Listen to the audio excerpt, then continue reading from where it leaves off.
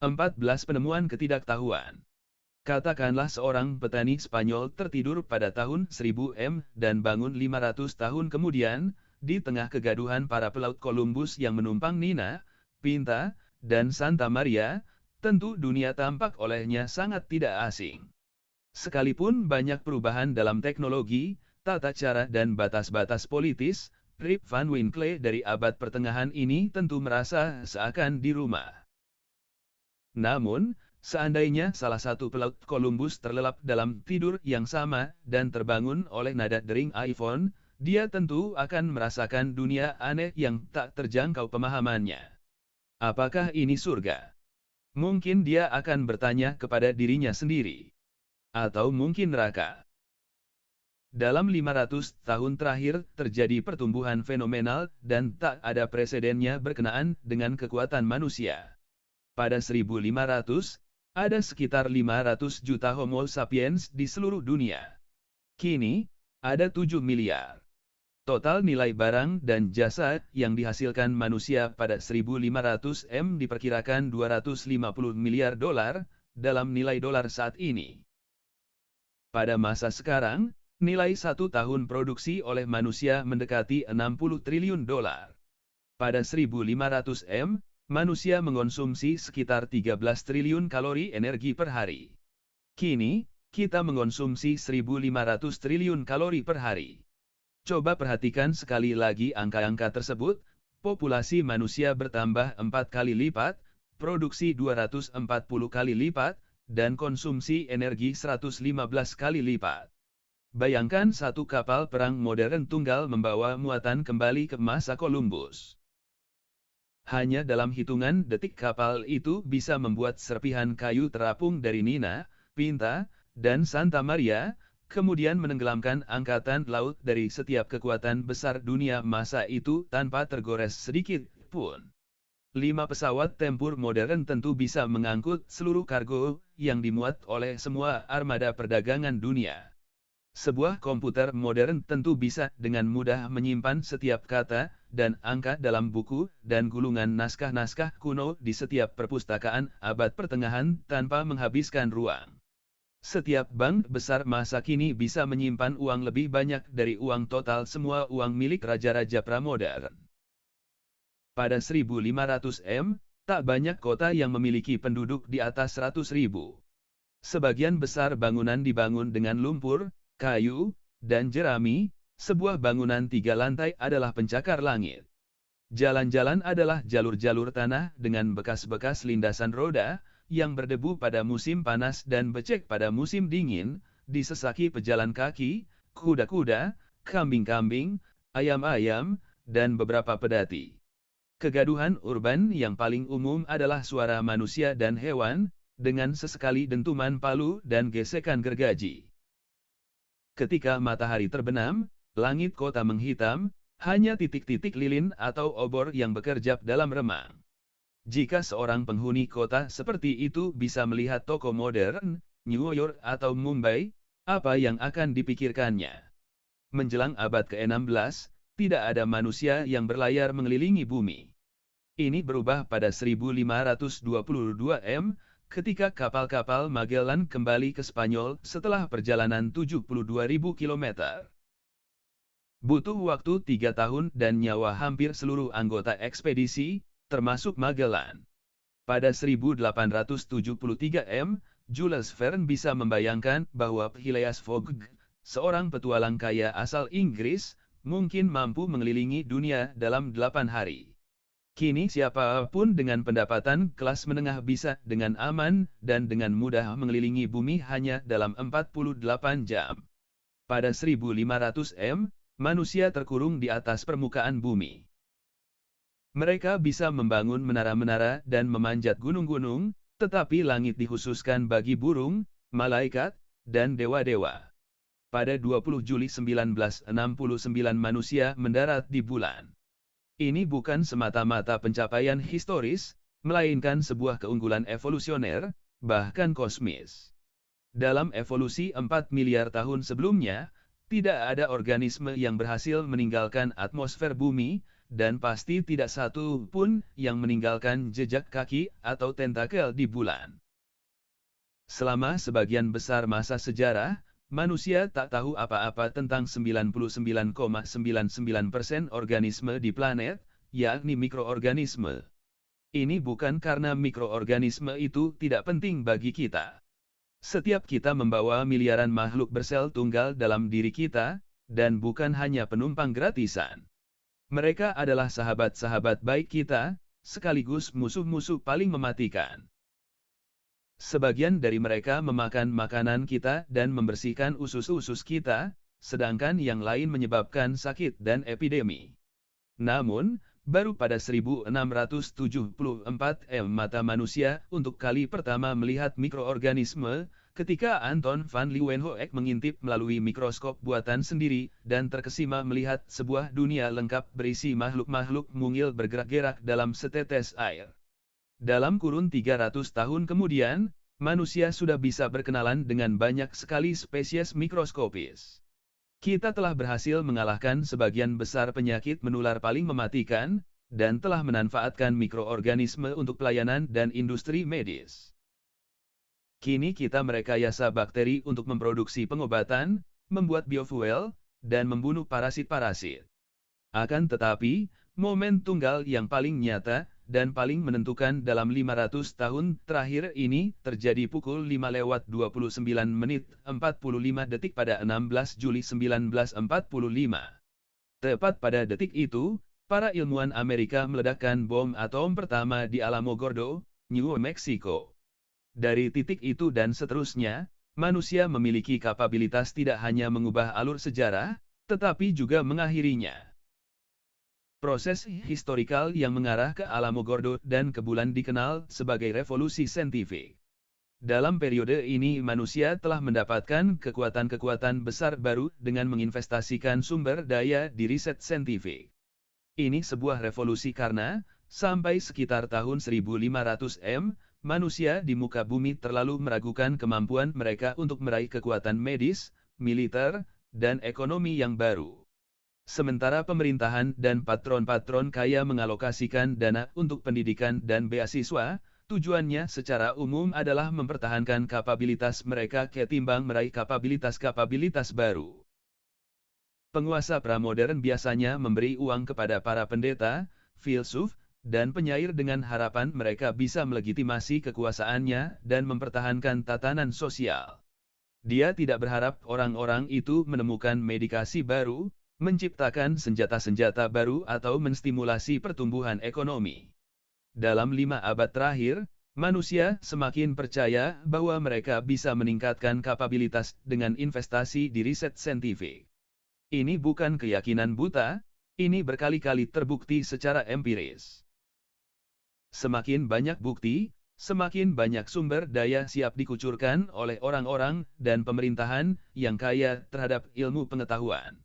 Kita tidak akan pernah bisa berjalan di bulan, merekayasa mikroorganisme dan memisahkan atom tanpa investasi-investasi semacam itu. Pemerintahan Amerika Serikat, misalnya, dalam beberapa dekade terakhir ini mengalokasikan miliaran dolar untuk studi fisika nuklir. Pengetahuan yang dihasilkan oleh riset ini memungkinkan konstruksi stasiun-stasiun pembangkit listrik tenaga nuklir, yang menyediakan listrik murah bagi industri Amerika, yang membayar pajak kepada pemerintah Amerika, yang menggunakan sebagian uang pajak ini untuk mendanai riset lebih lanjut di bidang fisika nuklir. Mengapa manusia-manusia modern mengembangkan keyakinan pada kemampuan mereka untuk mendapatkan kekuatan-kekuatan baru melalui riset? Apa ikatan yang menyatukan sains, politik, dan ekonomi? Bab ini menelusuri sifat unik sains modern dalam rangka menyediakan sebagian jawabannya. 2 bab selanjutnya menelusuri formasi aliansi antara sains, imperium-imperium Eropa, dan ekonomi kapitalisme. Ignoramus. Manusia sudah berusaha memahami alam semesta sekurang-kurangnya sejak revolusi kognitif. Para leluhur kita mengerahkan waktu dan usaha cukup besar dalam rangka menemukan aturan-aturan yang mengatur alam. Namun, sains modern membedakan dari semua tradisi pengetahuan sebelumnya dalam hal penting. Kesediaan mengakui kebodohan. Sains modern didasarkan pada injungsi Latin ignoramus, kita tidak tahu. Bahkan, lebih penting lagi, ia menerima bahwa hal-hal yang kita pikir kita tahu bisa terbukti salah ketika kita mendapatkan pengetahuan lebih banyak. Tidak ada konsep, ide, atau teori yang sakral dan tak bisa ditantang. B. Sentralitas observasi dan matematika. Dengan mengakui ketidaktahuan, sains modern bertujuan mendapatkan pengetahuan baru. Ia melakukannya dengan mengumpulkan observasi-observasi dan kemudian menggunakan sarana-sarana matematis untuk menghubungkan observasi-observasi ini menjadi teori-teori yang komprehensif. C. Perolehan kekuatan-kekuatan baru. Sains modern tidak puas dengan menciptakan teori-teori. Ia menggunakan teori-teori ini dalam rangka memperoleh kekuatan-kekuatan baru untuk mengembangkan teknologi-teknologi baru. Lubang umpan balik revolusi saintifik. Sains membutuhkan lebih dari sekadar riset untuk maju. Ia bergantung pada penguatan timbal balik sains, politik, dan ekonomi. Institusi-institusi politik dan ekonomi memberi sumber daya, yang tanpa itu riset saintifik hampir mustahil dilakukan. Sebagai imbalannya, riset saintifik memberi kekuatan-kekuatan baru yang digunakan antara lain untuk mendapatkan sumber daya baru, sebagian di antaranya diinvestasikan kembali ke riset.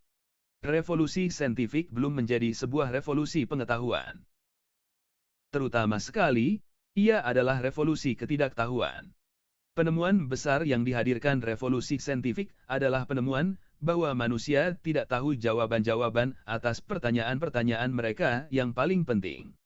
Tradisi-tradisi pengetahuan pramodern seperti Islam, Kristen, Buddhisme, dan Konfusianisme menegaskan bahwa segala hal yang penting untuk diketahui tentang dunia sudah diketahui.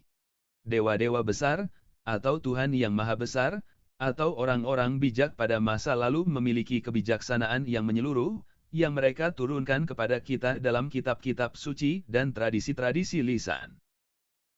Orang-orang biasa mendapatkan pengetahuan dengan menggali naskah-naskah dan tradisi-tradisi kuno ini dan memahaminya dengan benar. Tak terbayangkan bahwa Injil, Al-Quran, dan Veda melewatkan rahasia penting alam semesta, sebuah rahasia yang mungkin masih harus ditemukan oleh makhluk-makhluk berdaging dan berdarah. Tradisi-tradisi pengetahuan kuno hanya mengakui dua jenis ketidaktahuan. Pertama, satu individu mungkin tidak tahu sesuatu yang penting.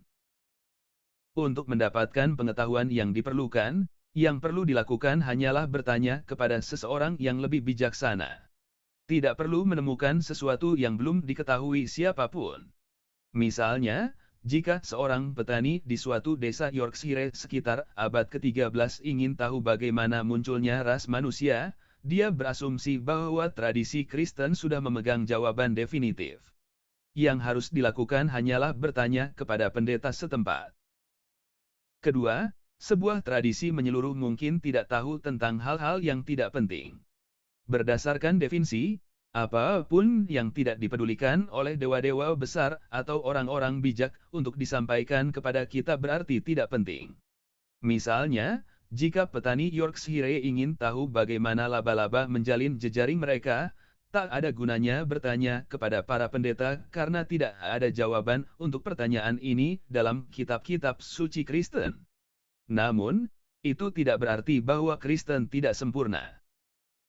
Namun, itu berarti bahwa memahami bagaimana laba-laba menjalin jejaring itu tidak penting. Lagi pula, Tuhan tahu sepenuhnya bagaimana laba-laba melakukan itu. Jika itu merupakan informasi yang penting, dibutuhkan bagi kemakmuran dan penyelamatan manusia, Tuhan akan memasukkan sebuah penjelasan komprehensif dalam Injil. Kristen tidak melarang orang mempelajari laba-laba. Namun, para ahli laba-laba, jika ada pada abad pertengahan Eropa, harus menerima peran periferal mereka dalam masyarakat, dan tidak relevannya temuan-temuan mereka bagi kebenaran-kebenaran abadi Kristianitas. Tak peduli apapun yang mungkin bisa ditemukan oleh seorang ahli tentang laba-laba, kupu-kupu, atau kutilang-kutilang Galapagos, pengetahuan itu tak lebih dari hal sepele, yang tak memiliki kebenaran-kebenaran fundamental tentang masyarakat, politik, dan ekonomi. Padahal, tidak sesederhana itu. Pada setiap masa, bahkan di kalangan orang-orang yang paling saleh dan konservatif, ada orang-orang yang berpendapat bahwa ada hal-hal penting yang luput diketahui oleh segenap tradisi. Namun, orang-orang seperti itu biasanya dipinggirkan atau disiksa, atau kalau tidak, mereka mendirikan sebuah tradisi baru dan mulai mengemukakan bahwa mereka tahu segala sesuatu yang harus diketahui. Misalnya, Nabi Muhammad memulai karier religiusnya dengan mengecam sesama orang Arab karena hidup dalam ketidaktahuan akan kebenaran ilahiyah. Namun, Muhammad sendiri dengan cepat mengemukakan bahwa dia tahu kebenaran sepenuhnya, dan para pengikutnya mulai menyebutnya penutup para nabi. Oleh karena itu, tak diperlukan wahyu-wahyu setelah yang diberikan kepada Muhammad. Sains modern adalah sebuah tradisi pengetahuan yang unik karena secara terbuka ketidaktahuan kolektif berkenaan dengan pertanyaan-pertanyaan yang paling penting. Darwin tidak pernah mengemukakan bahwa dia adalah penutup para ahli biologi, dan bahwa dia telah menyelesaikan urusan kehidupan sekaligus dan tuntas. Setelah berabad-abad riset saintifik yang ekstensif, para ahli biologi mengakui bahwa mereka masih belum punya penjelasan yang bagus tentang bagaimana otak memproduksi kesadaran. Para ahli fisika mengakui bahwa mereka tidak tahu apa yang menyebabkan Big Bang, ledakan besar, atau bagaimana merekonsiliasi mekanika kuantum dengan teori relativitas umum.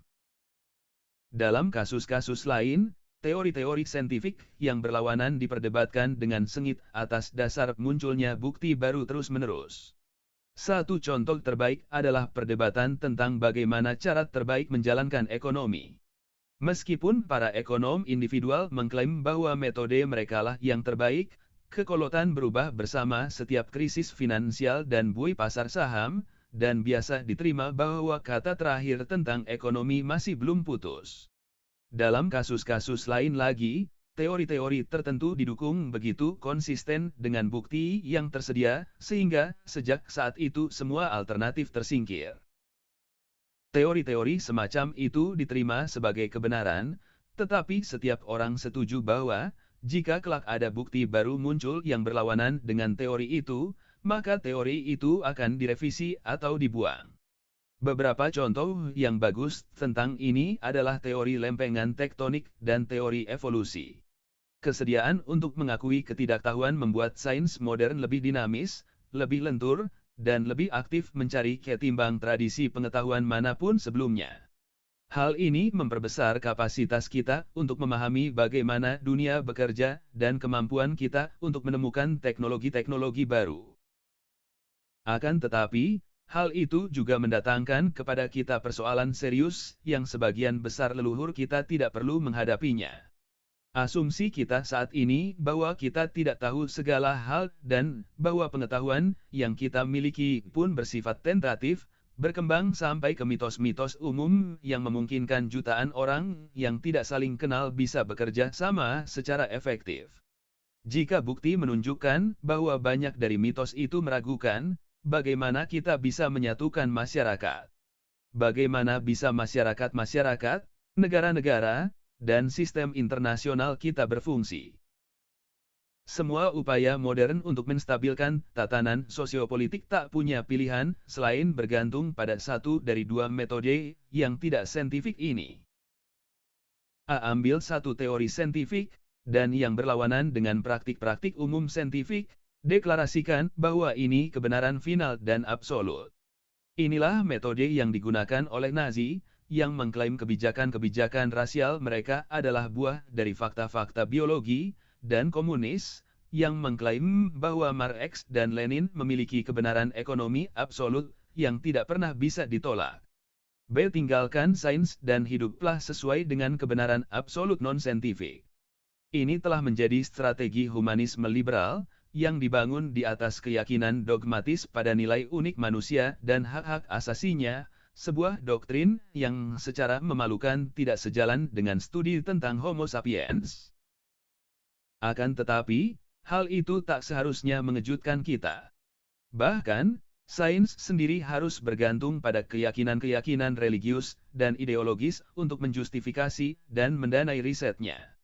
Bagaimanapun, kultur modern telah bersedia mengakui ketidaktahuan sampai ke tingkat yang jauh lebih besar ketimbang kultur manapun sebelumnya. Salah satu hal yang memungkinkan tatanan-tatanan sosial modern untuk menyatu adalah penyebaran suatu keyakinan yang hampir religius pada teknologi dan metode riset saintifik, yang pada tingkat tertentu telah menggantikan keyakinan pada kebenaran-kebenaran absolut. Dogma saintifik. Sains modern memang tidak punya dogma. Namun, ia punya satu kesamaan metode riset inti, yang semuanya didasarkan pada pengumpulan observasi-observasi empiris, yakni hal-hal yang bisa kita observasi dengan setidaknya salah satu dari indera-indera kita, dan menyatukannya dengan bantuan sarana-sarana matematis. Orang-orang sepanjang sejarah mengumpulkan observasi-observasi empiris, tetapi makna dari observasi-observasi ini biasanya terbatas. Mengapa membuang-buang sumber daya untuk mendapatkan observasi-observasi baru ketika kita sudah memiliki semua jawaban yang kita butuhkan? Namun, ketika orang modern sampai pada pengakuan bahwa mereka tidak tahu jawaban atas pertanyaan-pertanyaan yang sangat penting, mereka merasa perlu untuk mencari pengetahuan yang sama sekali baru. Akibatnya, metode riset modern dominan menerima begitu saja ketidakcukupan pengetahuan lama. Bukan mempelajari tradisi-tradisi lama, penekanan kini ditempatkan pada observasi-observasi dan eksperimen-eksperimen baru. Ketika observasi terkini bertabrakan dengan tradisi lama, kita membuka jalan untuk observasi. Tentu saja, para ahli fisika yang menganalisis spektra galaksi-galaksi jauh, para arkeolog yang menganalisis temuan-temuan dari kota zaman perunggu, dan para ilmuwan politik yang mempelajari munculnya kapitalisme bukan mengabaikan tradisi. Mereka mulai dengan mempelajari apa yang dikatakan dan ditulis orang bijak pada masa lalu. Namun, dari tahun pertama kuliah mereka, para calon fisikawan, arkeolog, dan ilmuwan politik diajari bahwa misi mereka adalah melampaui apa yang pernah diketahui oleh Einstein, Heinrich Schliemann, dan Max Weber. Akan tetapi, sekadar observasi bukanlah pengetahuan. Dalam rangka memahami alam semesta, kita perlu menghubungkan observasi-observasi dengan teori-teori yang komprehensif. Tradisi-tradisi sebelumnya biasanya memformulasikan teori-teori mereka dalam kerangka-kerangka cerita. Sains modern menggunakan matematika. Sangat sedikit persamaan, grafik, dan kalkulasi dalam Injil, Al-Quran, dan Veda atau kitab-kitab klasik Konfusian. Ketika mitologi-mitologi dan kitab-kitab suci tradisional meletakkan hukum-hukum umum, semua itu disajikan dalam narasi, bukan rumus matematika. Jadi, prinsip fundamental agama Manichae menegaskan bahwa dunia merupakan ajang pertarungan antara yang baik dan yang jahat. Sebuah kekuatan jahat menciptakan materi, sedangkan kekuatan baik menciptakan ruh. Manusia terjebak di antara kedua kekuatan ini, dan harus memilih yang baik atau yang jahat. Namun, Nabi Mani tak berusaha menawarkan rumus matematika yang bisa digunakan untuk meramalkan pilihan-pilihan manusia dengan mengukur seberapa besar kekuatan masing-masing. Dia tidak pernah mengalkulasi bahwa kekuatan yang bertindak pada seorang manusia sama dengan akselerasi arwah dibagi massa tubuhnya. Inilah yang benar-benar berusaha dituntaskan oleh para ilmuwan. Pada 1687, Isaac Newton menerbitkan The Mathematical Principles of Natural Philosophy, yang pantas disebut sebagai buku paling penting dalam sejarah modern. Newton menyajikan sebuah teori umum tentang gerak dan perubahan. Kebesaran teori Newton adalah kemampuannya menjelaskan dan meramalkan gerakan-gerakan semua tubuh dalam alam semesta, dari jatuhnya apel sampai ke bintang-bintang yang menembak, dengan menggunakan 3 hukum matematika sederhana. Oleh karena itu, siapapun yang ingin memahami dan meramalkan gerakan sebuah peluru meriam atau sebuah planet, cukup membuat pengukuran-pengukuran massa benda, arah, dan akselerasi, serta kekuatan untuk melakukan gerak itu. Dengan memasukkan angka-angka ini ke dalam rumus Newton, posisi masa depan sebuah benda bisa diprediksi. Rumus itu bekerja seperti sulap. Baru sekitar akhir abad ke-19, para ilmuwan muncul dengan beberapa observasi baru yang tidak sesuai dengan hukum Newton, dan ini mengarah pada revolusi berikutnya di bidang fisika, teori relativitas dan mekanika kuantum. Newton menunjukkan bahwa buku alam ditulis dalam bahasa matematika. Sebagian bab, misalnya, bermuara pada satu persamaan yang tegas, tetapi para ahli yang berusaha memasukkan biologi, ekonomi, dan psikologi ke dalam persamaan-persamaan Newton mendapati bahwa bidang-bidang ini memiliki tingkat kerumitan yang membuat upaya itu sia-sia. Namun, ini tidak berarti mereka menyerah dalam hal matematika. Sebuah cabang baru matematika dikembangkan dalam 200 tahun terakhir ini untuk menangani aspek-aspek realitas yang lebih rumit, statistik. Pada 1744, pendeta Presbyterian di Skotlandia, Alexander Webster dan Robert Wallace, memutuskan untuk mendirikan lembaga dana asuransi jiwa yang akan menyediakan pensiun bagi para janda dan yatim dari para pendeta yang meninggal. Mereka mengajukan bahwa setiap pendeta gereja membayar seporsi kecil pendapatannya ke lembaga dana itu, yang akan menginvestasikan uangnya. Jika pendeta meninggal, jandanya akan menerima dividen dari keuntungan lembaga. Ini akan memungkinkan janda tersebut hidup nyaman sampai akhir hayat. Namun, untuk menentukan berapa banyak para pendeta harus membayar agar lembaga dana punya cukup uang untuk memenuhi kewajiban-kewajibannya, Webster dan Wallace harus mampu memprediksi berapa banyak pendeta yang meninggal setiap tahun, berapa banyak janda dan yatim yang akan mereka tinggalkan, dan berapa tahun para janda hidup setelah kematian para suaminya. Perhatikanlah apa yang tidak dilakukan kedua pendeta itu. Mereka tidak berdoa kepada Tuhan untuk menemukan jawabannya. Mereka juga tidak mencari jawaban dalam kitab-kitab suci atau di antara karya-karya para teolog kuno. Mereka pun tidak memasuki suatu perselisihan filosofis yang abstrak. Sebagai orang Skot, mereka termasuk yang praktis. Jadi, mereka menghubungi seorang profesor matematika dari University of Edinburgh, Colin McLaurin. Ketiganya mengumpulkan data pada usia berapa orang-orang meninggal dan menggunakan ini untuk mengalkulasi berapa banyak pendeta yang kemungkinan meninggal pada tahun tertentu. Pekerjaan mereka didasarkan pada beberapa terobosan mutakhir dalam bidang statistika dan probabilitas. Salah satunya adalah hukum angka besar Jacob Bernoulli. Bernoulli telah mengodifikasi prinsip bahwa, meskipun mungkin sulit untuk memprediksi dengan pasti sebuah peristiwa tunggal, seperti kematian orang tertentu, terbuka kemungkinan untuk memprediksi dengan akurasi tinggi rata-rata hasil dari banyak peristiwa serupa. Begitulah, ketika McLaurin tak bisa menggunakan matematika untuk memprediksi apakah Webster dan Wallace akan mati tahun depan, dia bisa, dengan tersedianya cukup data, memberi tahu Webster dan Wallace berapa banyak pendeta Presbyterian di Skotlandia yang hampir pasti mati tahun depan. Beruntunglah, mereka memiliki data siap pakai yang bisa mereka gunakan. Tabel-tabel aktuaris yang diterbitkan 50 tahun sebelumnya oleh Edmund Halley terbukti sangat berguna. Halley telah menganalisis catatan-catatan 1238 kelahiran dan 1174 kematian yang dia dapatkan dari kota Breslau, Jerman. Tabel-tabel Halley memungkinkan untuk melihat, misalnya, seseorang yang berusia 21 tahun memiliki peluang 1/100 meninggal pada tahun tertentu, tetapi seseorang yang berusia 50 tahun memiliki peluang pukul 1:39. Dengan memproses angka-angka ini, Webster dan Wallace menyimpulkan bahwa rata-rata akan ada 930 pendeta Presbyterian Skotlandia pada kurun waktu kapan pun, dan rata-rata 27 pendeta meninggal setiap tahun. 18 di antara mereka akan meninggalkan janda.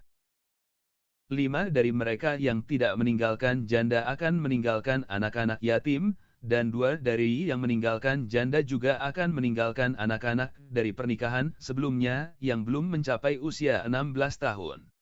Mereka menghitung lebih jauh berapa lama kemungkinan janda akan meninggal atau menikah lagi, dengan 2 kemungkinan ini pembayaran pensiun akan berhenti. Angka-angka itu memungkinkan Webster dan Wallace menentukan berapa banyak uang yang harus dibayar oleh para pendeta yang ikut dana pensiun untuk orang-orang yang mereka cintai. Dengan membayar 2 pound 12 s. 2D. Setahun, seorang pendeta bisa menjamin bahwa istrinya yang janda kelak akan menerima sedikitnya 10 pound setahun, jumlah yang besar untuk masa itu. Kalau dia menganggap jumlah itu tidak cukup, dia bisa memilih untuk membayar lebih, sampai ke tingkat 6 pound 11 s. 3D. Setahun, yang akan memberi jandanya bahkan jumlah yang lebih banyak sebesar 25 pound setahun. Menurut kalkulasi mereka, pada 1765, Fund for a Provision for the Widows and Children of Ministers of the Church of Scotland akan memiliki modal total 58.348 pound. Kalkulasi mereka secara menakjubkan terbukti akurat. Ketika tahun itu tiba, modal lembaga pensiun itu bertengger di angka 58347, hanya selisih kurang dari 1 pound dari prediksi. Ini bahkan lebih bagus dari nubuat Habakuk, Jeremia, atau St. John. Kini, lembaga dana Webster dan Wallace, yang dikenal dengan sebutan Scottish Widows merupakan salah satu perusahaan pensiun dan asuransi terbesar di dunia. Dengan aset bernilai 100 miliar pound, perusahaan itu melayani asuransi tidak hanya para janda Skotlandia, tetapi juga siapapun yang bersedia membeli polisnya.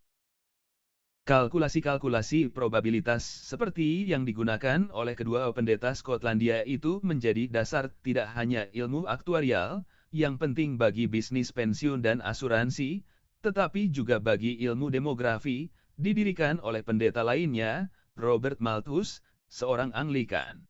Demografi pada gilirannya merupakan landasan bagi Charles Darwin, yang hampir menjadi seorang pastor Anglikan, membangun teori evolusinya. Meskipun tidak ada persamaan yang bisa memprediksi apa jenis organisme yang akan berevolusi di bawah seperangkat kondisi tertentu, ilmu genetika menggunakan kalkulasi-kalkulasi probabilitas untuk menghitung kemungkinan bahwa suatu mutasi tertentu akan menyebar pada satu populasi tertentu. Model-model probabilistik serupa telah menjadi bagian penting bagi ilmu ekonomi, sosiologi, psikologi, ilmu politik, dan ilmu-ilmu sosial serta alam lainnya. Bahkan, fisika pada akhirnya menambahkan ke dalam persamaan-persamaan klasik Newton awan probabilitas mekanika kuantum. Kita cukup melihat sejarah pendidikan untuk menyadari seberapa jauh proses ini telah membawa kita. Pada sebagian besar periode sejarah, matematika adalah bidang esoterik yang bahkan orang-orang terdidik jarang mempelajarinya secara serius.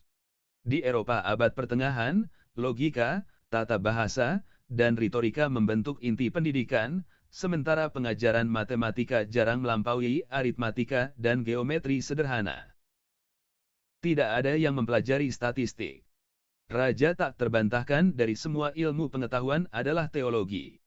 Kini sedikit mahasiswa yang mempelajari retorika, logika dibatasi pada jurusan-jurusan filsafat dan teologi di seminari-seminari.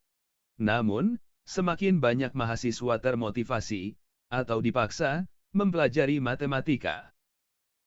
Ada arus yang tak bisa dilawan menuju ilmu-ilmu eksakta, yang didefinisikan eksakta karena penggunaan sarana-sarana matematisnya. Bahkan, bidang-bidang studi yang secara tradisional menjadi bagian dari humaniora, seperti studi tentang bahasa manusia, linguistik, dan jiwa manusia, psikologi, semakin bergantung pada matematika dan berusaha menampilkan diri sebagai ilmu eksakta. Mata kuliah statistika kini menjadi bagian dari persyaratan dasar tidak hanya dalam bidang fisika dan biologi, tetapi juga dalam psikologi, sosiologi, ilmu ekonomi, dan ilmu politik. Dalam katalog mata kuliah jurusan psikologi di Universitas Alma Mater saya, mata kuliah wajib pertama dalam kurikulum adalah Introduction to Statistics and Methodology in Psychological Research. Mahasiswa tahun kedua psikologi harus mengambil Statistical Methods in Psychological Research. Konfusius, Buddha, Yesus, Dan Muhammad pasti bingung jika Anda beritahu mereka bahwa dalam rangka memahami pikiran manusia dan mengobati penyakitnya, Anda harus pertama-tama mempelajari statistik. Pengetahuan adalah kekuatan. Sebagian besar orang mengalami kesulitan menelan sains modern karena bahasa matematisnya yang sulit untuk diserap pikiran kita, dan temuan-temuannya sering bertentangan dengan pengertian umum. Dari 7 miliar penduduk dunia, berapa banyak yang benar-benar memahami mekanika kuantum, biologi sel, atau makroekonomi? Bagaimanapun, sains menikmati prestise tinggi karena kekuatan-kekuatan baru yang ia berikan kepada kita. Para presiden dan para jenderal mungkin tidak memahami fisika nuklir, tetapi mereka punya pengetahuan yang baik tentang apa yang bisa diakibatkan oleh bom nuklir. Pada 1620, Francis Bacon menerbitkan manifesto saintifik berjudul The New Instrument. Di dalamnya dia mengemukakan bahwa pengetahuan adalah kekuatan. Ujian real, pengetahuan, bukanlah apakah ia benar, tetapi apakah ia memperkuat kita. Para ilmuwan biasanya berasumsi bahwa tidak ada teori yang 100% benar. Akibatnya, kebenaran menjadi ujian lemah bagi pengetahuan. Tes realnya adalah pemanfaatan. Sebuah teori yang memungkinkan kita melakukan hal-hal baru merupakan pengetahuan. Selama berabad-abad, sains telah memberi kita banyak alat-alat baru. Sebagian adalah alat mental, seperti yang digunakan untuk memprediksi tingkat kematian dan pertumbuhan ekonomi. Yang lebih penting lagi adalah alat-alat teknologikal. Koneksi yang menyatukan sains dan teknologi begitu kuat, sehingga kini orang cenderung mencampur-adukannya. Kita cenderung berpikir bahwa tidak mungkin mengembangkan teknologi-teknologi baru tanpa riset saintifik, dan nilai riset menjadi kecil jika tidak menghasilkan teknologi-teknologi baru. Padahal, hubungan antara sains dan teknologi adalah fenomena yang sangat baru. Sebelum tahun 1500, sains dan teknologi adalah bidang yang terpisah sama sekali. Ketika Bacon menghubungkan keduanya pada abad ke-17, itu adalah sebuah ide revolusioner. Dalam abad ke-17 dan ke-18 hubungan ini menguat, tetapi simpulnya baru terikat pada abad ke-19. Bahkan, pada 1800, sebagian besar penguasa yang menginginkan angkatan perang yang kuat, dan sebagian besar raksasa bisnis yang menginginkan bisnis yang sukses, tidak peduli untuk mendanai riset dalam fisika, biologi, atau ilmu ekonomi. Saya tidak bermaksud mengklaim tidak ada pengecualian dalam aturan ini. Seorang sejarawan yang bagus bisa menemukan preseden untuk segala hal.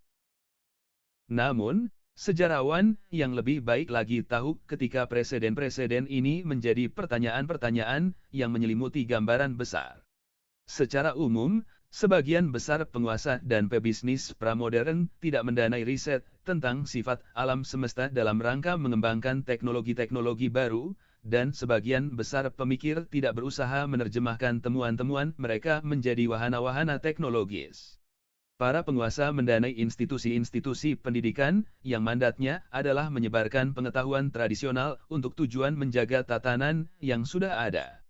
Di mana-mana orang memang mengembangkan teknologi-teknologi baru, tetapi semua itu biasanya diciptakan oleh para pengrajin terdidik dengan cara coba-coba, bukan oleh para sarjana dengan menempuh riset saintifik yang sistematis. Pabrikan-pabrikan gerobak membangun pedati yang sama dari bahan yang sama dari tahun ke tahun. Mereka tidak menyisihkan 1% dari keuntungan tahunan dalam rangka meneliti dan mengembangkan model-model pedati baru. Desain pedati terkadang diperbaiki, tetapi itu biasanya berkat keahlian tukang kayu tertentu, yang tidak pernah menjejakkan kaki di sebuah universitas dan bahkan tidak bisa membaca. Itu berlaku di sektor pemerintah maupun swasta. Kalau negara-negara modern menyerukan para ilmuwannya untuk menyediakan solusi-solusi di hampir semua bidang kebijakan nasional, dari energi sampai kesehatan sampai pembuangan sampah, kerajaan-kerajaan kuno jarang melakukannya. Kontras di antara negara kuno dan masa kini paling mencolok dalam persenjata. Ketika Presiden Dwight Eisenhower yang segera habis masa pemerintahannya, pada 1961, memperingatkan tumbuhnya kekuatan kompleks militer industri, dia mengabaikan sebagian dari rumus persamaan itu. Dia seharusnya menyiagakan negaranya untuk kompleks militer industri sains karena perang-perang masa kini adalah produksi saintifik. Kekuatan-kekuatan militer dunia menginisiasi, mendanai, dan menyetir bagian besar dari riset saintifik dan pengembangan teknologi manusia. Ketika Perang Dunia Pertama terkunci dalam Perang Parit tak berkesudahan, kedua pihak memanggil para ilmuwan mereka untuk memecah kebuntuan dan menyelamatkan negara. Orang-orang berpakaian putih menjawab panggilan itu, dan dari laboratorium-laboratorium menggelindingkan aliran tanpa putus senjata-senjata keajaiban baru, pesawat tempur, gas beracun, tank, kapal selam, dan yang lebih efisien lagi, senapan-senapan mesin, senjata artileri, senapan, dan bom. Sains memainkan peran yang bahkan lebih besar pada Perang Dunia Kedua. Pada akhir 1944, Jerman terpukul mundur dan kekalahan mendekat. Setahun sebelumnya, sekutu Jerman, Italia, telah menggulingkan Mussolini dan menyerah kepada sekutu. Namun, Jerman terus berperang, sekalipun angkatan perang Inggris, Amerika, dan Soviet mendekat. Satu alasan yang dipikirkan oleh tentara-tentara dan penduduk sipil Jerman untuk tidak menyerah adalah karena mereka percaya para ilmuwan Jerman akan segera membalikkan gelombang dengan apa yang disebut sebagai senjata-senjata ajaib seperti roket V2 dan pesawat bertenaga jet. Sementara Jerman merancang roket-roket dan jet-jet tersebut, Manhattan Project milik Amerika berhasil mengembangkan bom atom. Pada saat bom sudah siap, awal Agustus 1945, Jerman sudah menyerah, tetapi Jepang masih terus berperang. Pasukan Amerika terdorong untuk menginvasi pulau-pulaunya. Jepang bertekad melawan invasi dan perang sampai mati, dan selalu ada alasan untuk yakin bahwa tidak ada yang namanya ancaman gertak sambal. Para jenderal Amerika memberitahu Presiden Harry S. Truman bahwa invasi Jepang akan menewaskan 1.000.000 tentara Amerika dan memperpanjang perang sampai 1946. Truman memutuskan untuk menggunakan bom baru itu. 2 pekan dan 2 bom atom kemudian, Jepang menyerah tanpa syarat dan perang pun berakhir. Akan tetapi, sains tidak hanya soal senjata-senjata ofensif. Ia memainkan peran besar dalam pertahanan kita juga. Kini banyak orang Amerika percaya bahwa solusi bagi terorisme adalah teknologi ketimbang politik, dan Amerika Serikat bisa mengirim pesawat-pesawat mata-mata ke setiap gua Afghanistan, benteng Yaman, dan kamp-kamp Afrika Utara. Begitu selesai, para pewaris Osama bin Laden tidak akan mampu membuat secangkir kopi tanpa ada pesawat mata-mata. Cia meneruskan informasi vital ini ke markas besarnya di Langley. Alokasikan jutaan lagi untuk riset otak, dan setiap bandara bisa diperlengkapi dengan alat pemindai ultra canggih yang bisa langsung mengenali pikiran-pikiran marah dan pembenci dalam otak orang. Apakah itu akan berhasil? Siapa tahu. Apakah bijak mengembangkan pesawat mata-mata dan alat pemindai pembaca pikiran? Tidak dengan sendirinya begitu. Taruhlah hal itu benar, seperti yang Anda baca dalam baris-baris kalimat ini, Departemen Pertahanan Amerika Serikat sedang mentransfer jutaan dolar ke laboratorium-laboratorium nanoteknologi dan otak untuk mengerjakan ini semua dan ide-ide semacam itu. Obsesi pada teknologi militer ini, dari tank ke bom atom sampai pesawat mata-mata, adalah fenomena yang sangat baru sebetulnya. Sampai dengan abad ke-19, mayoritas besar revolusi militer adalah produk dari perubahan-perubahan organisasional ketimbang teknologis. Ketika peradaban-peradaban asing bertemu untuk kali pertama, jurang teknologi terkadang memainkan peran penting. Namun, bahkan dalam kasus-kasus semacam itu, sedikit yang berpikir tentang penciptaan atau perluasan jurang semacam itu secara sengaja. Sebagian besar imperium tidak muncul berkat kehebatan teknologi, dan penguasa-penguasa mereka tidak banyak memikirkan perbaikan teknologi. Bangsa Arab tidak mengalahkan Imperium Sassanid berkat kehebatan panah atau pedangnya, Seljuk tidak punya keunggulan teknologi atas Byzantium, dan Mongolia tidak menaklukkan Cina dengan bantuan senjata baru yang unggul. Faktanya, dalam semua kasus ini yang dikalahkan memiliki teknologi militer dan sipil yang superior. Angkatan Perang Romawi adalah contoh yang sangat bagus. Ia adalah angkatan perang terbaik pada masanya, tetapi secara teknologis, Romawi tidak punya keunggulan atas Karthage, Makedonia, atau Imperium Selucid. Keunggulannya terletak pada organisasi yang efisien, kedisiplinan tinggi, dan cadangan sumber daya manusia yang besar. Angkatan Perang Romawi tidak pernah mendirikan departemen riset dan pengembangan, dan senjata-senjatanya tetap kurang lebih sama selama berabad-abad. Jika legiun-legiun Scipio Aemilianus, jenderal yang meratakan Karthage dan mengalahkan Numantia pada abad kedua SM, tiba-tiba bangkit lagi 500 tahun kemudian pada abad Konstantin yang Agung, Scipio tentu memiliki peluang yang bagus untuk mengalahkan Konstantin. Sekarang bayangkan apa yang akan terjadi pada seorang jenderal dari periode modern awal, katakanlah Albrecht von Wallenstein, seorang pemimpin pasukan Imperium Romawi Suci dalam perang 13 tahun, jika dia memimpin angkatan perang musketeer, pasukan bersenapan, pasukan bertombak, dan kavaleri melawan satu batalion kontemporer American Army Rangers. Wallenstein adalah seorang ahli taktik brilian, dan orang-orangnya adalah profesional ulung, tetapi keterampilan mereka akan sia-sia menghadapi persenjataan modern. Sebagaimana di Roma, demikian pula di Cina kuno, sebagian besar jenderal dan filsuf tidak berpikir dalam tugas mereka untuk mengembangkan senjata-senjata baru.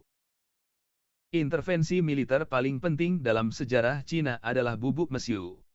Meskipun demikian, sebagaimana sangat kita ketahui, bubuk mesiu ditemukan secara tidak sengaja oleh ahli kimia Daois yang mencari obat keabadian hidup. Karier selanjutnya bubuk mesiu semakin menarik. Orang mungkin mengira bahwa para ahli kimia Daois akan menggunakan campuran baru itu hanya untuk petasan. Sekalipun ketika Imperium Song runtuh menghadapi invasi Mongol, tidak ada kaisar yang mendirikan Manhattan Project ala abad pertengahan untuk menyelamatkan Imperium dengan menemukan sebuah senjata kiamat. Baru pada abad ke-15, sekitar 600 tahun setelah penemuan bubuk mesiu, meriam menjadi faktor penentu pertempuran-pertempuran Afroasia. Mengapa butuh waktu begitu lama bagi zat pembunuh potensial itu untuk sampai pada penggunaan dalam militer? Karena ia muncul pada masa ketika tak ada raja, ahli, atau pedagang yang berpikir bahwa sebuah teknologi militer baru bisa menyelamatkan mereka atau menjadikan mereka kaya. Situasi mulai berubah pada abad ke-15 dan ke-16, tetapi 200 tahun kemudian berlalu sebelum sebagian besar penguasa menunjukkan minat mendanai riset dan pengembangan senjata baru. Logistik dan strategi terus memiliki dampak semakin besar pada hasil pemerangan ketimbang teknologi.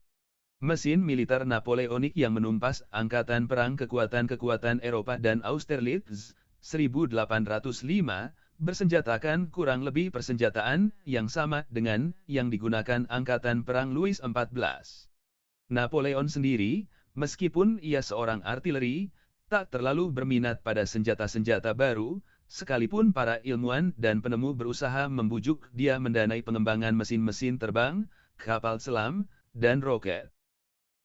Sains, industri, dan teknologi militer berkelindan hanya setelah ada kemajuan sistem kapitalis dan revolusi industri. Namun, begitu hubungan ini tercipta, ia cepat mentransformasi dunia. Cita-cita kemajuan. Sampai dengan revolusi saintifik, sebagian besar kultur manusia tidak mempercayai kemajuan. Mereka berpikir masa kejayaan adalah masa lalu, dan bahwa dunia ini stagnan, kalau bukan memburuk. Kepatuhan yang ketat pada kearifan tiap-tiap masa mungkin bisa membawa kembali kejayaan masa lalu, dan kehebatan manusia mungkin bisa memperbaiki secara masuk akal keadaan dalam kehidupan sehari-hari. Namun, diakini bahwa tidak mungkin pengetahuan manusia bisa mengatasi problem-problem fundamental dunia. Kalau Muhammad, Yesus, Buddha, dan Konfusius saja, yang tahu segala hal yang harus diketahui, tidak mampu menghapus kelaparan, penyakit, kemelaratan, dan perang dari dunia, bagaimana kita bisa berharap bisa melakukannya? Banyak agama meyakini bahwa suatu hari nanti seorang Al-Masih akan muncul dan mengakhiri semua perang, kelaparan, dan bahkan kematian itu sendiri.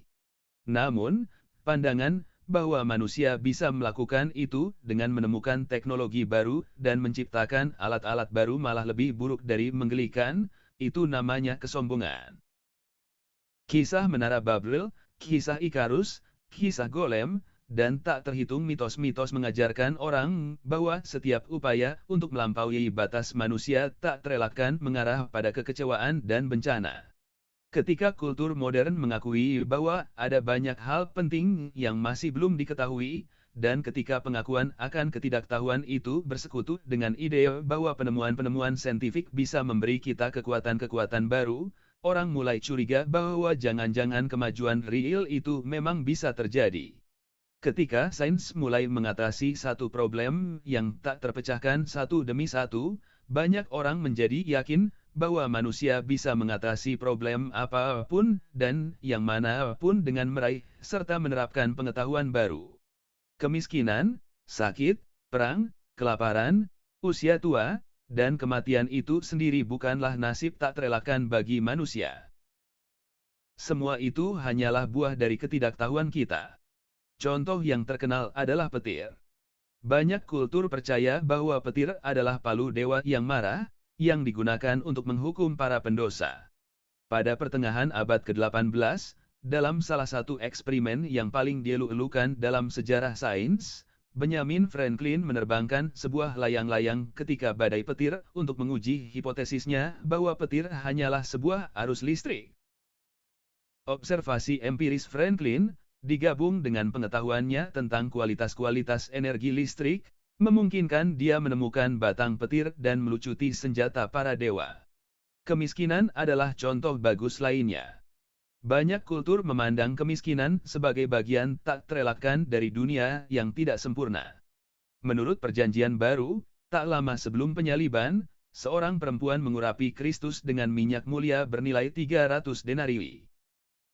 Para murid Yesus menghardik perempuan itu karena membuang-buang uang sebanyak itu, alih-alih memberikannya kepada orang miskin, tetapi Yesus membelah dia, dengan berkata, orang miskin akan selalu ada bersamamu, dan kamu bisa membantu mereka kapanpun kamu mau. Tapi, kamu tidak akan selalu bersamaku, Markus 14:7.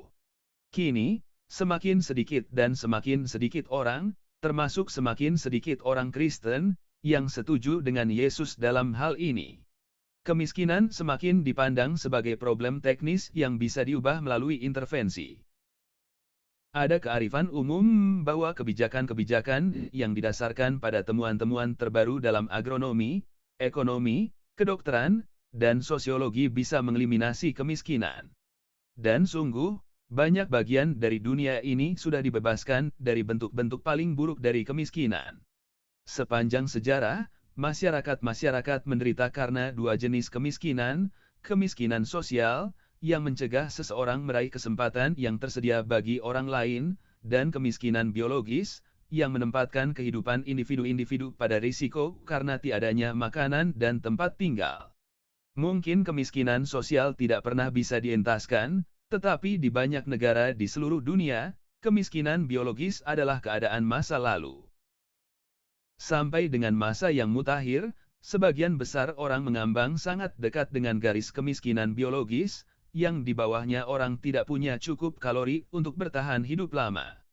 Bahkan, miskalkulasi atau kemalangan-kemalangan kecil bisa dengan mudah mendorong orang ke bawah garis itu, menuju kelaparan. Bencana-bencana alam dan bencana-bencana akibat ulah manusia sering menjerumuskan segenap populasi ke dalam neraka, yang menyebabkan kematian jutaan orang. Kini, sebagian besar penduduk dunia memiliki jaring pengaman yang dibentangkan di bawah mereka.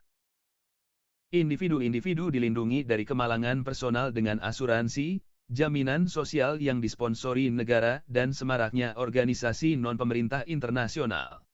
Ketika bencana melanda satu wilayah, upaya-upaya bantuan seluruh dunia biasanya berhasil mencegah keadaan memburuk. Orang masih menderita dari berbagai degradasi, penistaan, dan sakit terkait kemiskinan, tetapi di sebagian besar negara tak seorang pun yang kelaparan sampai mati. Malah, di banyak masyarakat semakin banyak orang yang berada dalam bahaya kematian akibat kegemukan ketimbang kelaparan. Proyek Gilgamesh. Dari seluruh problem manusia yang seakan-akan tak bisa diatasi, ada satu yang tetap paling mengusik, paling menarik, dan paling penting, problem kematian itu sendiri. Sebelum era modern akhir, sebagian besar agama dan ideologi menerima begitu saja bahwa kematian adalah nasib kita yang tak terelakkan.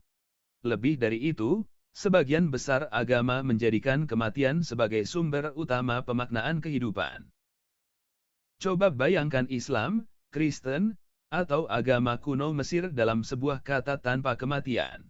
Kredo-kredo ini mengajarkan kepada masyarakat bahwa mereka harus siap menghadapi kematian dan menggantungkan harapan pada kehidupan akhirat, ketimbang mencari cara mengatasi kematian dan hidup selamanya di sini di muka bumi. Pikiran-pikiran terbaik sibuk memberi makna pada kematian, bukan berusaha menghindarinya. Itulah tema mitos yang paling kuno yang sampai kepada kita, mitos Gilgamesh Sumeria kuno. Pahlawannya adalah pria paling kuat dan paling ulung di seluruh dunia, Raja Gilgamesh dari Uruk, yang bisa mengalahkan siapapun dalam pertarungan. Suatu hari, sahabat Gilgamesh, Enkidu, meninggal. Gilgamesh duduk di samping mayatnya dan memperhatikannya selama beberapa hari, sampai dia melihat seekor belatung jatuh dari lubang hidung sahabatnya itu. Saat itu Gilgamesh menggigil sangat ketakutan, dan dia bertekad bahwa dia sendiri tidak akan pernah mati. Dia berusaha mencari cara untuk mengalahkan kematian. Gilgamesh kemudian melakukan sebuah perjalanan ke ujung dunia, membunuh singa-singa, memerangi manusia-manusia kalajengking, dan mencari jalan menuju neraka. Di sana dia memecahkan raksasa batu Urshanabi dan laki-laki perahu di sungai orang-orang mati, dan mendapati Utenapistim, orang terakhir yang selamat dari banjir primordial. Namun, Gilgamesh gagal dalam pencariannya. Dia kembali pulang dengan tangan hampa, sevana biasanya, tetapi dengan sepotong kearifan baru. Ketika para dewa menciptakan manusia, menurut hasil belajar Gilgamesh, mereka menetapkan kematian sebagai akhir tak terelakkan bagi manusia, dan manusia harus belajar untuk hidup dengan itu. Para murid kemajuan tidak mau menerima sikap kalah tersebut. Bagi orang-orang sains, kematian bukan akhir yang tak terelakkan, tetapi semata-mata problem teknis. Orang mati bukan karena para dewa memutuskannya, tetapi karena berbagai kegagalan teknis, serangan jantung, kanker, infeksi. Dan, setiap problem teknis memiliki solusi teknis. Jika jantung berdebar, ia bisa distimulasi dengan alat pemacu atau diganti dengan jantung baru. Jika kanker menyerang, ia bisa dibunuh dengan obat atau radiasi. Jika bakteri berbiak, mereka bisa ditundukkan dengan antibiotik. Benar, saat ini kita tidak bisa mengatasi semua problem teknis itu. Namun, kita sedang bekerja untuk itu. Pikiran terbaik kita bukan untuk menyia-nyiakan waktu mereka untuk berusaha memaknai kematian. Namun, mereka sibuk menginvestigasi sistem psikologis, hormonal, dan genetika yang menyebabkan penyakit dan usia tua. Mereka mengembangkan kedokteran baru, perawatan revolusioner, dan organ-organ artifisial yang akan memperpanjang hidup kita, dan mungkin suatu hari mengalahkan malaikat maut. Sampai dengan masa kini, Anda tidak akan pernah mendengar ilmuwan, atau siapapun, berbicara begitu belak-belakan. Mengalahkan kematian. Omong kosong apa itu? Kita hanya berusaha mengobati penyakit kanker, tuberkulosis, dan Alzheimer, mereka menegaskan. Orang menghindari isu kematian karena tujuannya tampak terlalu sulit. Mengapa menciptakan ekspektasi-ekspektasi yang tidak masuk akal? Namun, kita sekarang sampai pada titik ketika kita bisa jujur tentang itu. Proyek terkemuka revolusi saintifik adalah memberi manusia kehidupan abadi. Bahkan, jika mengalahkan kematian tampak seperti tujuan yang jauh, kita sudah mencapai beberapa hal yang tak terbayangkan beberapa abad lalu. Pada 1199, Raja Richard si Hati Singa terkena panah di bahu kirinya. Kini kita mengatakan bahwa dia mengalami luka ringan. Namun, pada 1199, karena tiadanya antibiotik dan metode sterilisasi efektif, luka ringan itu menjadi infeksi dan terbentuklah gangren, pembusukan. Satu-satunya cara untuk menghentikan penyebaran gangren pada abad ke-12 di Eropa adalah dengan memotong daging yang terinfeksi, tetapi tidak mungkin karena infeksi itu ada di bahu. Gangren menyebar ke seluruh tubuh si Hati Singa, dan tak ada yang bisa membantu sang raja. Dia meninggal dalam penderitaan mendalam 2 pekan kemudian. Sampai dengan abad ke-19, para dokter terbaik masih belum tahu bagaimana mencegah infeksi dan menghentikan pembusukan lapisan daging. Di rumah sakit lapangan, para dokter rutin mengamputasi tangan dan kaki tentara yang mengalami bahkan luka ringan karena takut gangren. Amputasi ini, di samping semua prosedur medis lainnya, cabut gigi, dilakukan tanpa anestesi. Anestesi pertama, entah dengan kloroform atau morfin, memasuki era pemakaian reguler dalam kedokteran barat baru terjadi pada pertengahan abad ke-19. Sebelum ditemukannya kloroform, 4 tentara harus memegangi seorang rekan yang terluka, sementara dokter memangkas daging yang terluka. Pada pagi hari setelah pertempuran Waterloo, 1815, tumpukan tangan dan kaki yang dipotong bisa dilihat di dekat rumah sakit lapangan. Pada masa itu, para tukang kayu dan tukang jagal yang diikutkan dalam angkatan perang sering dikirim untuk dinas di korps medis karena operasi memerlukan lebih dari sekadar pengetahuan menggunakan pisau dan gergaji. Dalam 2 abad setelah Waterloo, keadaan berubah di luar perkiraan. Pil, injeksi, dan operasi-operasi canggih menyelamatkan kita dari banjir penyakit dan cedera yang dulu berakhir dengan hukuman mati yang tak terelakkan. Semua itu juga melindungi kita dari tak terhitung jenis sakit harian yang oleh masyarakat pramodern diterima begitu saja sebagai bagian dari kehidupan. Rata-rata angka harapan hidup melonjak dari sekitar 25 tahun menjadi 40 tahun sampai 67 tahun di seluruh dunia, dan sampai 80 tahun di negara-negara maju. Kemunduran terburuk terjadi di lingkup angka kematian anak. Sampai dengan abad ke-20, antara 1/4 sampai 1/3 anak di masyarakat agrikultur tidak pernah mencapai usia dewasa. Sebagian besar takluk pada penyakit kanak-kanak seperti difteri, campak, dan cacar. Di Inggris abad ke-17, 150 dari setiap 1000 kelahiran meninggal pada tahun pertama mereka, dan 1/3 dari semua anak mati sebelum mereka mencapai usia 15 tahun. Kini, hanya 5 dari 1000 bayi Inggris mati di tahun pertama mereka, dan hanya 7 dari 1000 mati sebelum usia 15 tahun. Kita bisa menangkap pengaruh penuh dari angka-angka ini dengan mengesampingkan statistika dan mencermati kisah-kisah lain. Satu contoh yang bagus adalah keluarga Raja Edward I Inggris, 12371307, dan istrinya, Ratu Leonor, 12411290. Anak-anak mereka menikmati kondisi terbaik dan lingkungan pengasuhan paling baik yang bisa diberikan oleh Eropa abad pertengahan. Mereka hidup dalam istana-istana, makan sebanyak makanan yang mereka suka, punya banyak pakaian hangat, tungku api dengan persediaan baik, air terbersih, 1 pasukan pembantu, dan dokter-dokter terbaik. Beberapa sumber menyebutkan 16 anak dilahirkan Ratu Leonor antara 1255 sampai 1284. Seorang putri tanpa nama, lahir tahun 1255, meninggal saat lahir. 2 seorang putri, Catherine, meninggal pada usia 1 atau 3 tahun. 3 seorang putri, Joan, meninggal pada usia 6 bulan. 4 seorang putra, John, meninggal pada usia 5 tahun. 5 seorang putra, Henry, meninggal pada usia 6 tahun. 6 seorang putri, Leonor, meninggal pada usia 29 tahun. 7 seorang putri, tanpa nama, meninggal pada usia 5 bulan.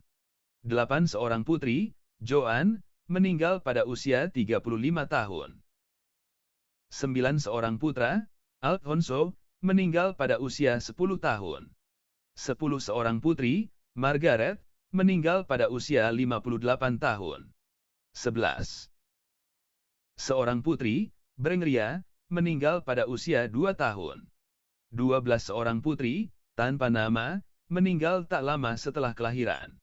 13 seorang putri, Mary, meninggal pada usia 53 tahun. 14 seorang putra, tanpa nama, meninggal tak lama setelah kelahiran. 15 seorang putri, Elizabeth, meninggal pada usia 34 tahun. 16 seorang putra, Edward. Si bungsu, Edward, adalah anak laki-laki pertama yang selamat dari tahun-tahun kanak-kanak yang berbahaya, dan kematian ayahnya mengukuhkan putra mahkota Inggris menjadi Raja Edward II. Dengan kata lain, Eleanor butuh 16 kali mencoba menjalankan misi paling fundamental seorang ratu Inggris, memberi suaminya laki-laki pewaris. Ibu Edward II pasti seorang perempuan yang memiliki kesabaran dan ketabahan istimewa. Tidak demikian dengan perempuan yang dipilih Edward menjadi istrinya, Isabella dari Prancis. Dialah penyebab terbunuhnya Edward pada usia 53 tahun. Sepanjang yang bisa kita ketahui, Eleanor dan Edward I adalah pasangan sehat, dan tak menurunkan penyakit bawaan mematikan ke anak-anaknya. Meskipun demikian, 10 dari 16, 62%, meninggal pada usia kanak-kanak. Hanya 6 yang berhasil hidup melewati usia 11 tahun, dan hanya 3, hanya 18%, yang hidup melampaui usia 40 tahun. Selain kelahiran-kelahiran ini, Eleanor sangat mungkin mengalami beberapa kehamilan yang berakhir dengan keguguran. Rata-rata, Edward dan Eleanor kehilangan anak setiap 3 tahun, 10 anak susul menyusul. Hampir mustahil bagi orang tua zaman sekarang menanggung beban kehilangan seperti itu. Berapa lama yang dibutuhkan untuk merampungkan proyek Gilgamesh, pencarian immortalitas? 500 tahun. 1000 tahun. Ketika kita mengenang betapa sedikit yang kita tahu tentang tubuh manusia pada tahun 1900, dan betapa banyak pengetahuan yang kita dapatkan dalam 1 abad saja, maka ada alasan untuk optimistis. Para insinyur genetika belum lama ini berhasil memperbesar 6 kali lipat rata-rata harapan hidup cacing-cacing Caenorhabditis elegans swarms. Bisakah mereka lakukan hal yang sama untuk Homo sapiens? Para ahli nanoteknologi sedang mengembangkan sistem kekebalan bionik yang tersusun atas jutaan robot nano, yang akan menghuni tubuh-tubuh kita, membuka saluran-saluran darah yang terblokade, memerangi virus dan bakteri, mengeliminasi sel-sel kanker dan bahkan membalikkan proses-proses penuaan. Beberapa ahli yang serius mengemukakan bahwa pada 2050, sebagian manusia akan menjadi amortal, bukan immortal karena mereka tetap masih bisa mati akibat kecelakaan, sedangkan amortal berarti bahwa dengan absennya trauma fatal kehidupan mereka bisa diperpanjang tak terbatas. Entah proyek Gilgamesh berhasil atau tidak, dari perspektif sejarah, menarik untuk melihat bahwa sebagian besar agama dan ideologi modern akhir sudah menempatkan kematian dan kehidupan setelah mati di luar rumus persamaan. Sampai dengan abad ke-18, agama-agama memandang kematian dan kehidupan sesudahnya penting untuk memaknai kehidupan. Dimulai dari abad ke-18, agama-agama dan ideologi-ideologi seperti liberalisme, sosialisme, dan feminisme kehilangan minat pada kehidupan setelah mati. Apa sih sesungguhnya yang terjadi pada seorang komunis setelah dia mati? Apa yang terjadi pada seorang kapitalis? Apa yang terjadi pada seorang feminis? Tak ada gunanya mencari jawaban dalam tulisan Marx, Adam Smith, atau Simone de Beauvoir. Satu-satunya ideologi modern yang masih menempatkan kematian pada peran sentral adalah nasionalisme. Dalam momen-momennya yang lebih puitis dan putus asa, nasionalisme menjanjikan bahwa siapapun yang mati demi negara akan hidup selamanya dalam kenangan kolektif. Namun, janji ini begitu membingungkan, yang bahkan orang paling nasionalis pun tidak benar-benar tahu seperti apa cukongnya sains. Kita kini hidup dalam abad teknik. Banyak orang yakin bahwa sains dan teknologi menyimpan jawaban untuk semua masalah kita. Kita cukup biarkan para ilmuwan dan teknisi melanjutkan pekerjaan mereka, dan mereka akan menciptakan surga di sini, di muka bumi. Namun, sains bukanlah sebuah usaha yang berlangsung di atas suatu pesawat moral atau spiritual yang superior di atas aktivitas manusia lain. Seperti semua bagian dari kultur kita, ia dibentuk oleh kepentingan ekonomi, politik, dan keagamaan. Sains adalah urusan yang sangat mahal. Seorang ahli biologi yang berusaha memahami sistem kekebalan manusia memerlukan laboratorium, tabung-tabung uji, bahan kimia, dan mikroskop elektron, belum lagi para asisten lab, tukang listrik, tukang ledeng, dan tukang bersih. Seorang ekonom yang berusaha membuat model pasar kredit harus membeli komputer, membuat bank-bank data raksasa, dan mengembangkan program-program pemrosesan data yang rumit. Seorang arkeolog yang ingin memahami perilaku para pemburu penjelajah kuno harus bepergian ke tempat-tempat yang jauh, menggali reruntuhan-reruntuhan kuno dan menetapkan tahun fosil tulang belulang dan artefak-artefak. Semua itu butuh uang. Dalam 500 tahun terakhir, sains modern telah mencapai keajaiban-keajaiban terutama berkat kesediaan pemerintahan-pemerintahan, bisnis-bisnis, dan yayasan-yayasan, serta donor swasta untuk menyalurkan miliaran dolar ke riset saintifik. Miliaran dolar ini telah memberi jauh lebih banyak ketimbang yang diberikan oleh Galileo Galilei, Christopher Columbus, dan Charles Darwin. Seandainya orang-orang genius istimewa ini tidak pernah lahir, pengetahuan-pengetahuan mereka mungkin jatuh ke orang lain. Namun, jika pendanaan yang cukup tidak tersedia, tidak ada kehebatan intelektual yang bisa menggantikannya. Kalau saja Darwin tidak pernah dilahirkan, misalnya, kita kini merujukkan teori evolusi ke Alfred Russel Wallace, yang menyodorkan ide evolusi via seleksi alam yang independen dari Darwin, dan hanya beberapa tahun sesudahnya. Namun, jika kekuatan-kekuatan Eropa tidak pernah mendanai riset geografis, zoologis, dan botanikal di seluruh dunia, Darwin maupun Wallace tidak akan memiliki data empiris yang dibutuhkan untuk mengembangkan teori evolusi. Bahkan, sangat mungkin mereka tidak pernah mencobanya. Mengapa miliaran dolar itu mulai mengalir dari pundi-pundi pemerintahan dan bisnis ke lab-lab dan universitas-universitas? Dalam lingkaran akademis, banyak orang yang cukup naif untuk mempercayai sains murni. Mereka percaya bahwa pemerintah dan bisnis secara altruis memberi mereka uang untuk melakukan apapun proyek riset yang mereka gemari. Namun, ini hampir tidak dapat menggambarkan realitas pendanaan sains. Sebagian besar studi saintifik didanai karena seseorang percaya studi-studi itu bisa membantu mencapai tujuan politik, ekonomi, atau keagamaan tertentu. Misalnya, pada abad ke-16, raja-raja dan para bankir menyalurkan sumber daya yang sangat besar untuk mendanai ekspedisi-ekspedisi geografi di seluruh dunia, tetapi tidak sepeser pun untuk mempelajari psikologi anak. Ini karena para raja dan para bankir menduga bahwa penemuan pengetahuan geografis baru akan memungkinkan mereka menaklukkan wilayah-wilayah baru dan mendirikan imperium-imperium dagang, sedangkan mereka tak melihat keuntungan apapun dalam memahami psikologi anak. Pada 1940-an, pemerintah Amerika Serikat dan Uni Soviet menyalurkan sumber daya yang sangat besar ke studi fisika nuklir, dibandingkan ke arkeologi bawah laut.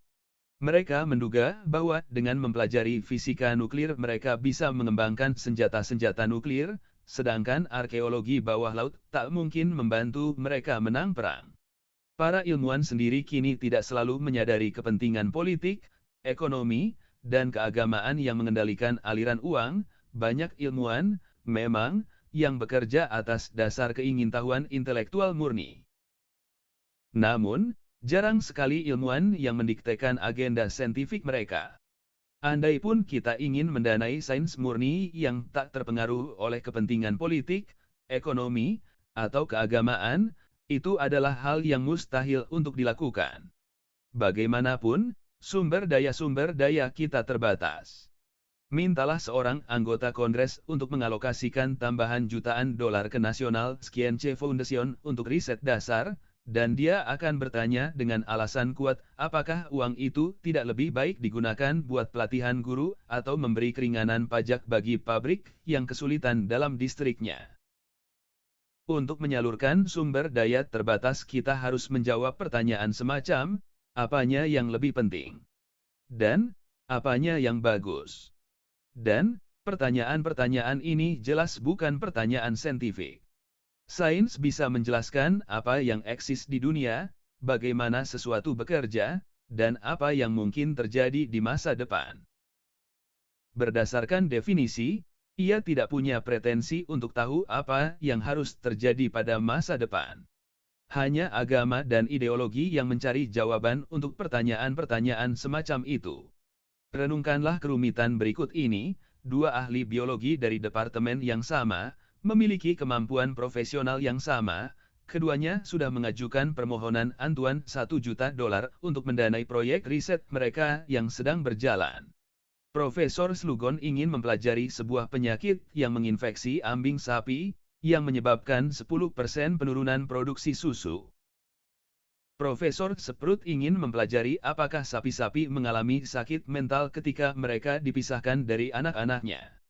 Dengan asumsi bahwa jumlah uang terbatas, dan bahwa tidak mungkin mendanai kedua proyek riset itu, mana yang harus didanai? Tidak ada jawaban saintifik untuk pertanyaan ini. Hanya ada jawaban politis, ekonomis, dan religius. Dalam dunia masa kini, jelas bahwa Slugon memiliki peluang yang lebih baik untuk mendapatkan uang.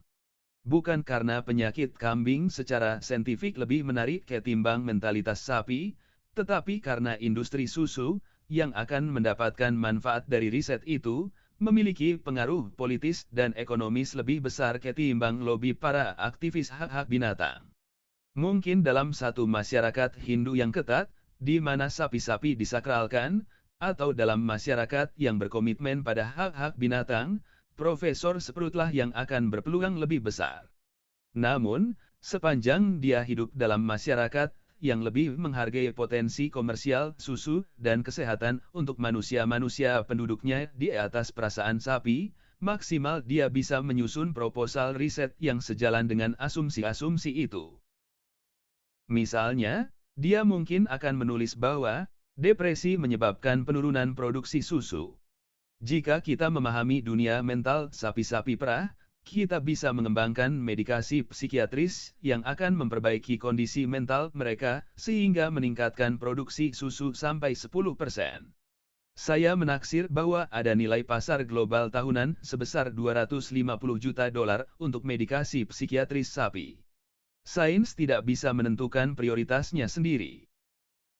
Ia juga tidak mampu menentukan apa yang harus dilakukan dengan penemuan-penemuannya. Misalnya, dari sudut pandang yang murni saintifik tidak jelas apa yang harus kita lakukan dengan meningkatnya pemahaman tentang genetika. Apakah kita harus menggunakan pengetahuan ini untuk mengobati kanker atau menciptakan ras yang secara genetik direkayasa menjadi manusia-manusia super, atau merekayasa sapi-sapi perah dengan ambing-ambing berukuran super? Jelas bahwa pemerintah liberal, pemerintahan komunis, pemerintah Nazi, dan korporasi bisnis kapitalis akan menggunakan penemuan saintifik yang sama untuk tujuan-tujuan yang sama sekali berbeda, dan tidak ada alasan saintifik untuk memilih satu di antara penggunaan-penggunaan itu. Singkatnya, riset saintifik hanya bisa berkembang dalam aliansi dengan agama atau ideologi. Ideologi menjustifikasi biaya riset. Sebagai imbalan, ideologi memengaruhi agenda saintifik dan menentukan apa yang harus dilakukan dengan penemuan-penemuan itu. Oleh karenanya, dalam memahami bagaimana manusia meneliti Alamogordo dan bulan, ketimbang tujuan-tujuan alternatif lain manapun, Tidak cukup dengan mensurvei pencapaian-pencapaian para ahli fisika, biologi, dan sosiologi. Kita harus mempertimbangkan kekuatan ideologis, politis, dan ekonomis yang membentuk fisika, biologi, sosiologi, dengan mendorongnya ke arah-arah tertentu seraya mengabaikan yang lain. Ada dua kekuatan yang benar-benar pantas untuk kita perhatikan, imperialisme dan kapitalisme. Celah umpan balik antara sains, imperium, dan modal telah menjadi mesin utama sejarah selama 500 tahun terakhir ini. Bab-bab selanjutnya akan menganalisis bagaimana prosesnya. Pertama, kita akan melihat bagaimana turbin kembar sains dan imperium saling mengunci, dan kemudian menelisik bagaimana keduanya menyangkut ke pompa uang kapitalisme.